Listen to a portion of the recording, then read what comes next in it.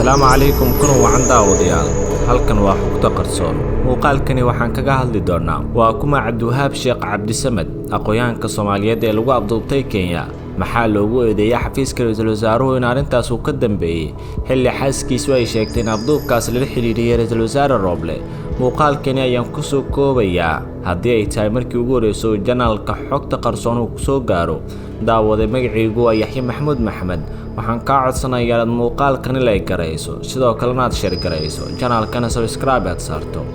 hagaag qoyska Cabdiwahaab Sheekh Cabdisamed oo la hadlay qaar ka mid ah warbaahinta Kenya ayaa sheegay inay laayihiin oo ay raadinayaan halkuu ku sugan yahay kadib markii laga qafaashay bartamaha Nairobi Dr. Cabdiwahaab waxa uu ahaa falanqeeye ka faalooda arrimaha Soomaaliya iyo Geeska Afrika waxaana uu ahaa bare jaamacadeed Cabdiwahaab ayaa lagu soo waramayaa in dad aan la garanayn ay ku riteen gaari xilli uu marayay wadada Turban ee ku xigta City Market ee bartamaha caasimadda Kenya gaarigaas ayaa si xawaare leh u dhaqaaqay markii raggii watay gudaha ku riteen Cabdiwahaab qoyskiisa ayaa sheegay inay aad ugu walaacsan yihiin mudane Cabdiwahaab oo ah aqoonyahan cilmi durugsan u leh arrimaha gobolka Geeska Afrika wararku waxay sheegayaan inay abduubteen rag dharcad ah oo 4 qof ahaa iyo darawalkii gaarigu waday raggaas waxaan tagnay saldhigga dhexe ee booliska annagii askarta waxaan tagnay goobta laga qaaday ilaa iyo haatanna wax waraa kama hayn halka la geeyay ayaa walaashiis u sheegtay TV Citizen xaaskiisa Xaliima Maxamed ayaa Cabdiwahaab ku tilmaamtay nin aan lahayn cadow loo yaqaan oo raadsanaya kuwaas oo si un xidhiidh ula yeelan lahaa waayitaankiisa sida lagu baahiyay qoraalka warqad cadeynaysa waayitaankiisa oo baafina waxaa lagu qoray in 4 nin ay si qasab ah gaari ugu rideen halka midka shanaadna uu ku sugnaa gaariga gudihiisa waxaa waraaqdaas lagu soo baahiyeen sidoo kale ay qoyskiisa xogta geeyeen saldhigga boolis Akila ee Nairobi dad badan ayaa baraha bulshada iska weydiinaya halkuu ku dambeeyo iyadoo dhanka kalena baafinaya Dr. Cabdiwahaab ayaa qayb ka ahaa qaar ka mid ah macyada cilmi baarista ee ka dhisan Geeska Afrika isagoo sidoo kale warbaahinta uga caansan ee Kenya wax ku qori jiray wuxuu sidoo kale ahaa falanqeeye siyaasadeed oo arrimaha Soomaaliya tani intaas Cabdiwahaab oo si weyn loogu dhex arki jiray bogagga baraha bulshada sida Twitterka ayaa tani maalintii la sheegay in la waayay aan waxba lagu soo qorin bogiisa waxaana u dambeysay qoraal kooban oo kaga hadlay aragtidiisa ku aadan xaalka siyaasadeed ee ka taagan Soomaaliya iyo khilaafka u dhaxeeya madaxweyne Farmaajo iyo ra'iisul wasaare Roble waxa uu ahaa nin si weyn u taageera dawladda madaxweyne Maxamed Cabdullaahi Farmaajo wuxuuna dhaliilaa dadka mucaaradka ku ah mid ka mid ah fariimihiisii ugu dambeeyay oo bartiisa Twitterka ku baahiyay ayaa waxa uu kaga hadlay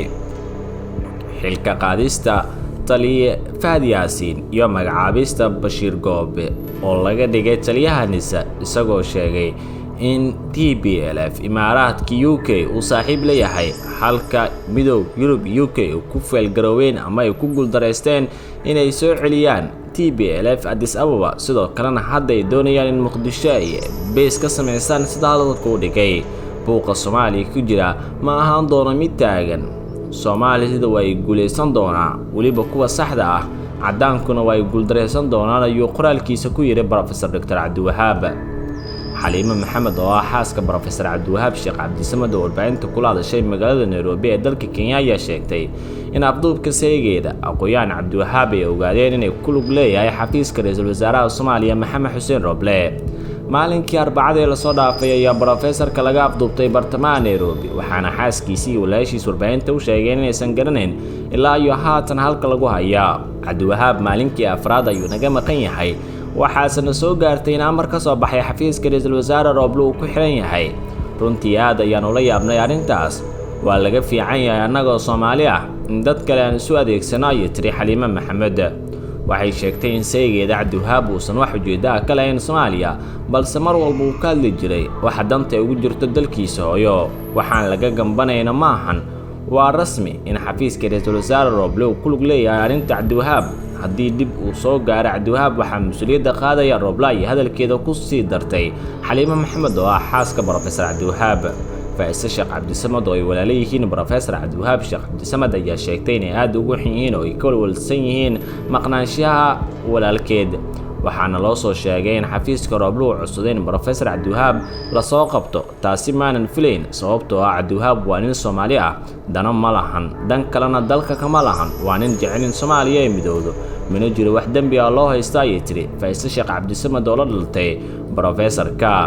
7 September talaadii toddobaadkii hore ayay ahayd markii la waayay aqoon Cabdisamad waxaana uu joogay xilligaas bartamaha magaalada Nairobi xubno ka tirsan qoyskiisa saldhigyada booliska iyo sidoo kale laamaha ammaanka Kenya ayaa baaritaano ku haya aqoon Cabdiwahaab Sheekh Axmed wuxuu warbaahinta Nation ee dalka Kenya uu ahaa aqoon ku qori jiray aragtidiisa siyaasadeed oo inta badan diiradda ku saari jiray bariga Afrika gaar ahaan Soomaaliya halka bartiisa tawararkana uu joogto u soo gelinayo qoraallo dowladda Kenya wali kama aanay hadlin 2021 waxaa dalkaas ka dhacay dhowr afduub oo loo geystay haween ganacsato kooxihii qafaasho ayaa u geystay dhaawacyo kala duwan waxaa sidoo kale ay dileen oo meedkiisa la helay ganacsado lagu magacaabi jiray Ilaahay Raxmade Bashiir Gaboobe kaas oo injineer ahaa waxaana la tilmaamay in ganacsato Kenyan ah iyo sidoo kale koox qandaraaslayaal qaatayaal Kenyan ah ay dileen ganacsadahaas lama oga halku ku dambeyn doono xiisada Professor Cabdiwahaab wixii ka soo kordhay waan idin soo gudbin doonaa nabadgelyo daawade